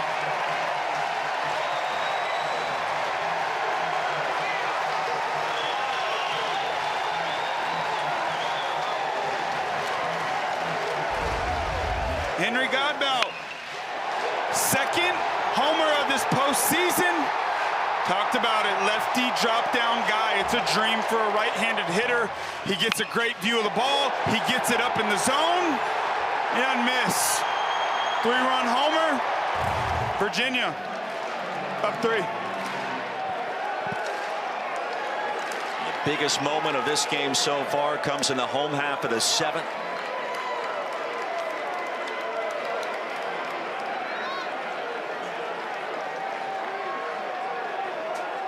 Godbout with a rocket right out of the ballpark to left field.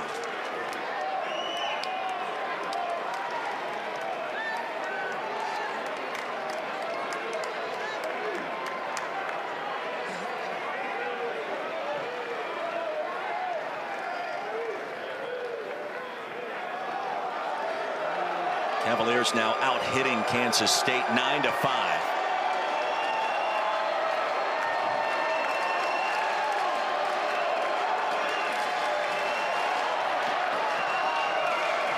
Brian O'Connor inching out of the dugout for a moment, now retreating.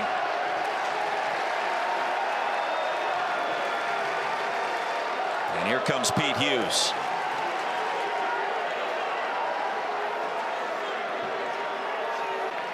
The count, a ball and a strike. And another moonshot, this one down the left field line. It will stay playable in fair territory for the 3rd and final out. But a shot by Godbout. What a name. Better changeup. We'll mix in a curveball every now and then. Got to think he's coming in here, top of the lineup. 2 lefties, and Brendan Jones and Jaden Parsons. Quality start for Evan Blanco. 7 innings, 5 hits, the 4 runs, all earned. Only 1 free pass and 9 strikeouts in 102 tosses. Pretty impressive after a little bit of a shaky start with what happened on the first at-bat of the game for the Cats. Yeah, it's big time. And all you ask out of your starting pitcher is to keep you in a ball game and give your club an opportunity to win a ball game. And he's done that all year and delivered that again tonight.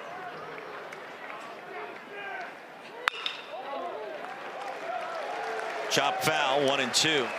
Not to be lost in everything that just went down, and that 3-run homer by Godbout. Just before a chance to turn the double play. LeTapper back to the mound.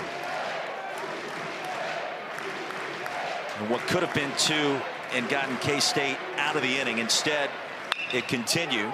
Hit sharply to first.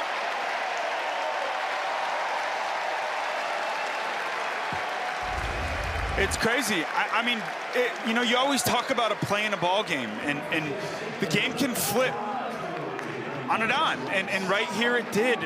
It's a double play ball, sneaks into his glove, had no idea it was in there, takes a little bit to get around, throw the ball to second base. Nice job by Diduick getting down the line, beating the play, and then bam, next thing you know, extends the inning. Henry Godbout delivers a big 3-run home run. Baseball, crazy game. It's amazing how things could just flip after one play. Cole Weisenbaker turned one way, then came back the other direction, which created that additional time to try to turn to. As a sidewinder, is that something that is not unique necessarily for somebody that throws that way? Coming off the mound quickly, it is a little bit different. For sure, and he did nothing wrong. He did everything right there. He did a nice job of fielding his position. Catches the ball, but you said it, he's a sidewinder. He's twisted up a bit. He has to flip all the way back around. Throws a strike to second base. Diduick does a nice job getting down the line.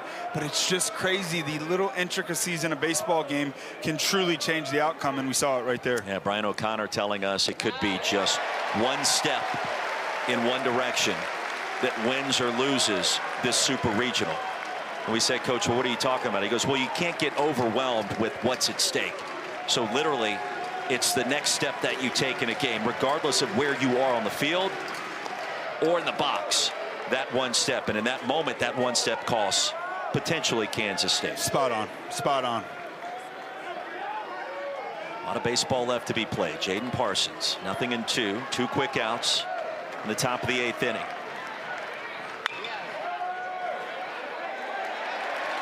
And a fair ball, chopped to first.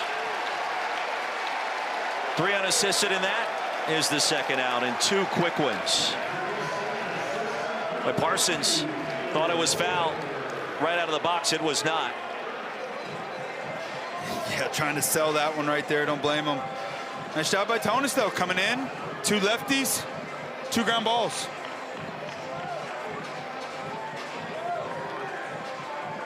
Henry Ford at first base. Silky smooth this year. And we've seen that on display tonight and up to bat. How important is it to make sure the bags are empty for Kalen Culpepper? What a future he has. Oh, boy. In the ACC and in the Bigs. He's just getting started. Ripped down the left field line and foul. Tell you what, left-handed sliders down and in. That's a happy pitch for him.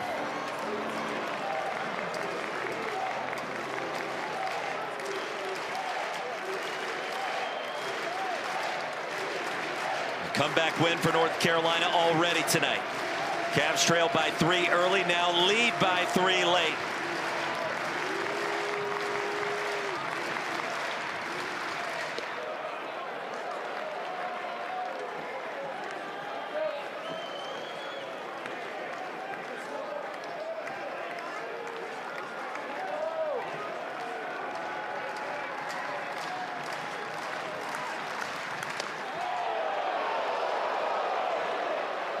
Two and 2. Culpepper, the biggest swing of the night for K-State. 2-run double in the 3rd. That made it 3-0 at the time, Wildcats. And a fly ball towards the gap left center field. Chasing, running, catching is Whalen.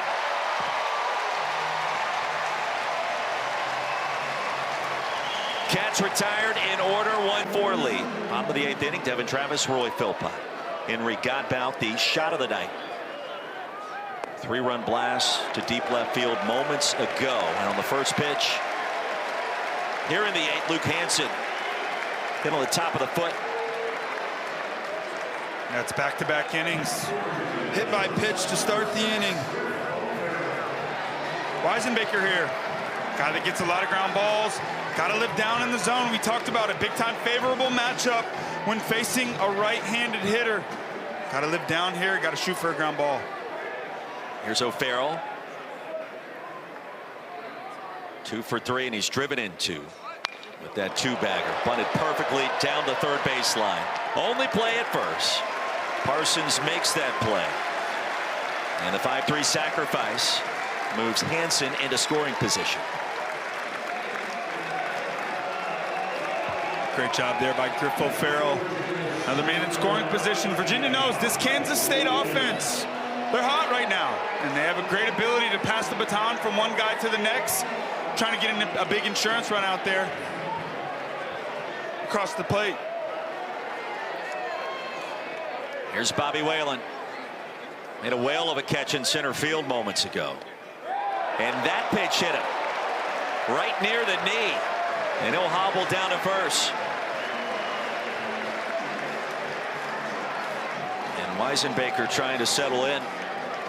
Has not happened yet.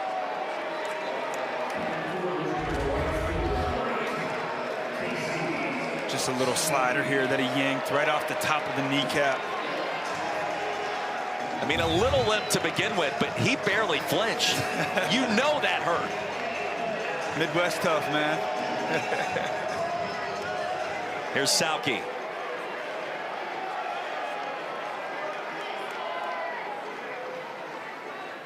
Kansas State infield will shift over, playing Sauke to pull. 1 for 2 tonight, had that sac fly. He's been hit by a pitch, stolen a base. He has stuffed the old scorecard.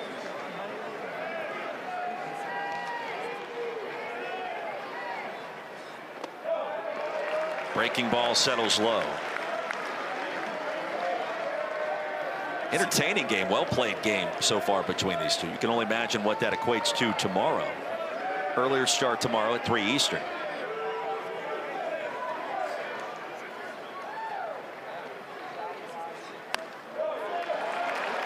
Without question, two very good teams.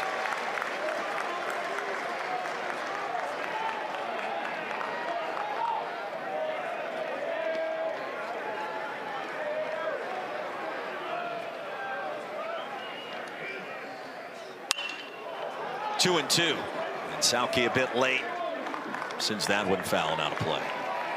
See Kansas State sticking with the shift here. Fastball away. You know Sauke, a guy that loves to shoot the ball the other way. Like this adjustment here by Kansas State, though. They bring that first baseman in and over as far as you can get to try to take that lane away. Hanson at second. There's a shot to center field. Racing back is Jones at the track, at the wall, and he reaches up to record the second out. Runner tags from second. Hanson now at third. Nobody covering second. Sliding in safely is Whalen. Heads up play there by the center fielder for the Cavs. Heads up is right. That is fantastic. Ball's hit to deep center field. Great base running out at second base.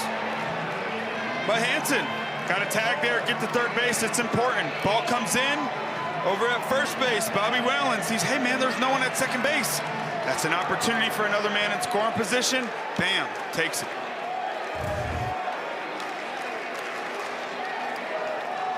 Hey, you never have any idea. Every day, half the time, feels like Monday.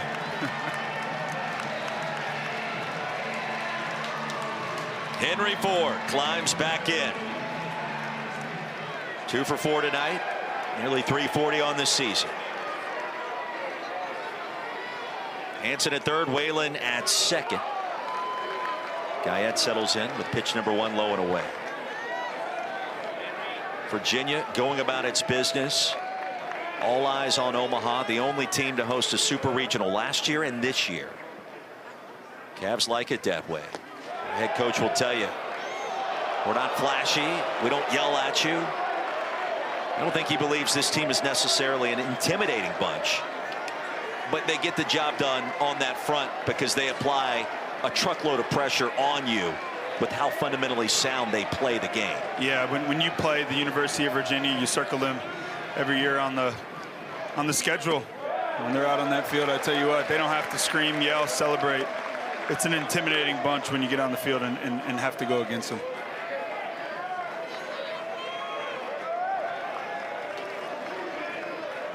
Cats will have 4, 5, and 6 due up first in the 9th. How tough was it to play here? You know, the stadium wasn't as big, and these new renovations are absolutely amazing. They've done a wonderful job. It was just so tough to play here because they were just so good, and the fans showed up every single day. Danny Holtz and Phil Gosselin, one of my good friends, they were just absolutely loaded, man, and it's always what Virginia's done. Strikeout recorded, side retired. Cavs strand a pair, but a 3-run lead here in the Charlottesville Super Regionals. Back with Devin Travis, Roy Philpott. Brady Day will lead it off. Tonos remains on the mound. 4, 5, and 6 due up first for K-State.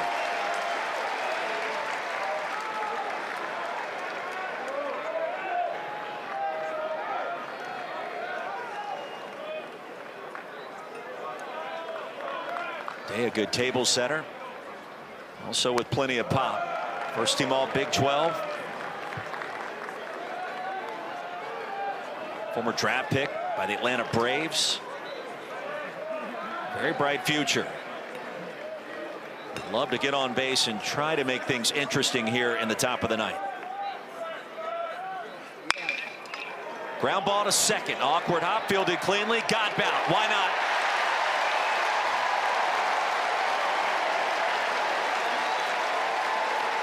Oh, Henry. Quite a night.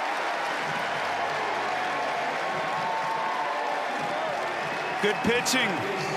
Henry Godbout, we've seen the timely hitting.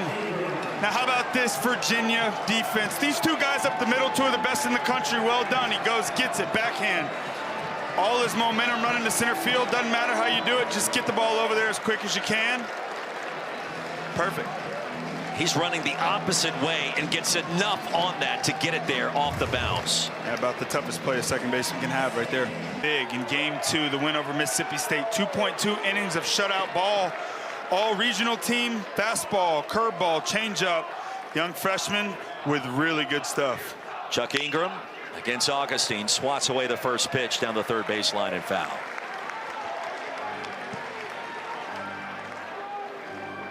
Now the numbers tell you if you win game 1, 78% of the time you go on to advance to Omaha. So it put Kansas State in a bit of a hole going into game 2 tomorrow if this score holds tonight.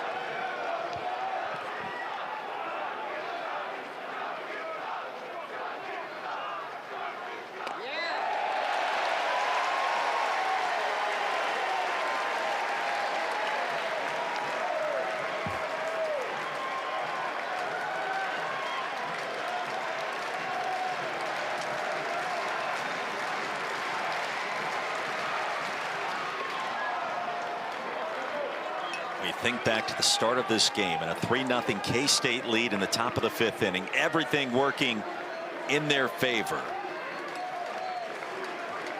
And then here comes Virginia. They just find a way. It's a belief. To come back this many times all year long, it's something you believe. And you grow that belief on success. Fly ball towards right. Drifting over, making the running catch. Sauke. Casey on his horse, no problem for out number 2.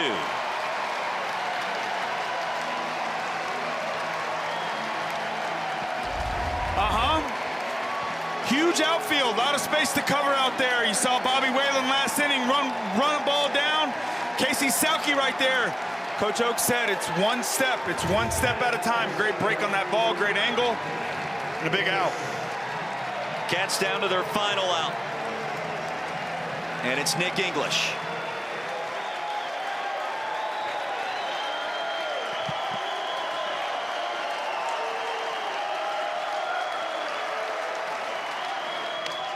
High and tight. English backs out.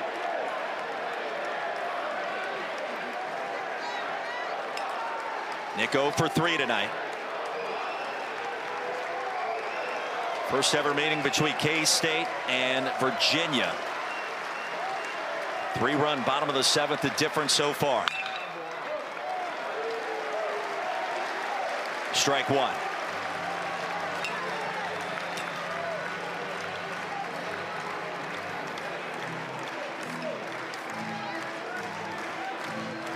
The ACC trying to make it 2 wins tonight against the Big 12.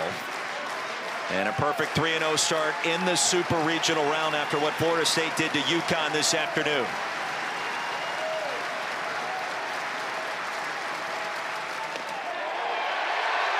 Cats down to their final strike.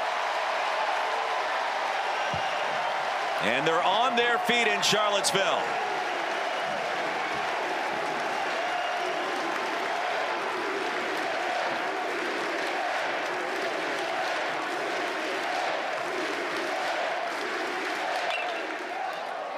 Popped up right behind home plate and towards the seats.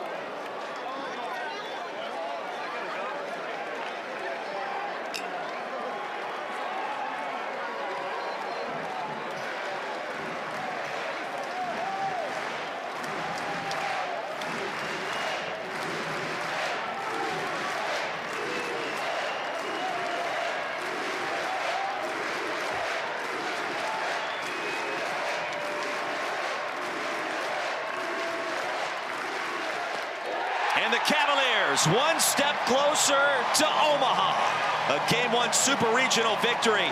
The comeback complete against Kansas State. 7-4 the final.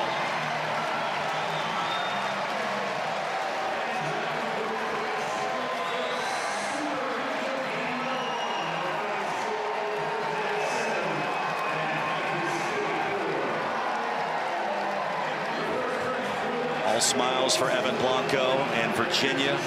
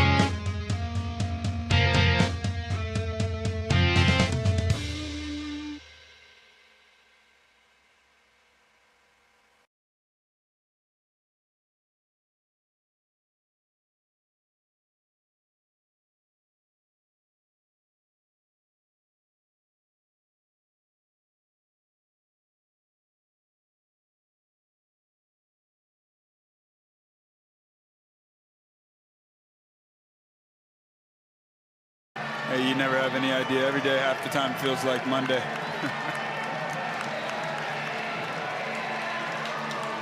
Henry Ford climbs back in. 2 for 4 tonight. Nearly 340 on this season. Hansen at third, Whalen at second. Guyette settles in with pitch number 1 low and away. Virginia going about its business. All eyes on Omaha, the only team to host a super regional last year and this year. Cavs like it that way. The head coach will tell you, we're not flashy. We don't yell at you. I don't think he believes this team is necessarily an intimidating bunch, but they get the job done on that front because they apply a truckload of pressure on you with how fundamentally sound they play the game. Yeah, when you play the University of Virginia, you circle them every year on the schedule. When they're out on that field, I tell you what, they don't have to scream, yell, celebrate. It's an intimidating bunch when you get on the field and have to go against them.